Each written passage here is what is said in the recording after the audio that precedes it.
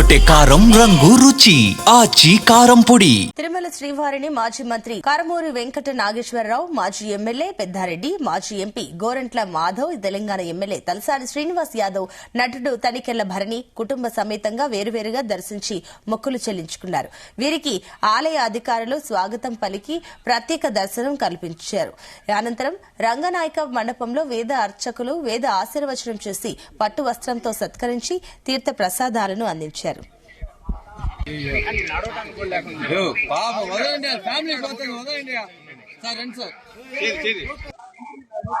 నిన్న శ్రీకాళహస్తి అభయ శ్రీ ప్రసన్న వెంకటేశ్వర స్వామి దేవాలయం, కళ్యాణ వెంకటేశ్వర స్వామి దేవాలయం, తొండమాను ప్రసన్న వెంకటేశ్వర స్వామి దేవాలయం ఈరోజు ఇప్పుడే స్వామివారిని దర్శించుకోవడం జరిగింది.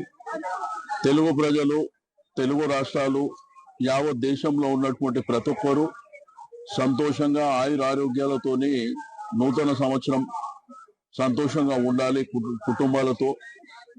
రెండోది సంక్రాంతి కూడా ఈ 3-4 రోజులలో సంక్రాంతి స్టార్ట్ అవుతుంది. మనకందరికీ చాలా పెద్ద పండుగ సంక్రాంతి. నీకు భోగి కానివ్వండి, సంక్రాంతి, కనుము చాలా మన తెలుగు వాళ్ళు బ్రహ్మాండంగా చేసుకున్నటువంటి పండుగ. తెలుగు రాష్ట్రాలే కాకుండా యావత్ ప్రపంచంలో ఉన్నటువంటి తెలుగు వాళ్ళందరూ ఎంతో సంతోషంగా చేసుకునేటువంటి మరి పండుగ. కొత్త సంవత్సరం రాగానే వచ్చే మొదటి పండుగనే సంక్రాంతి.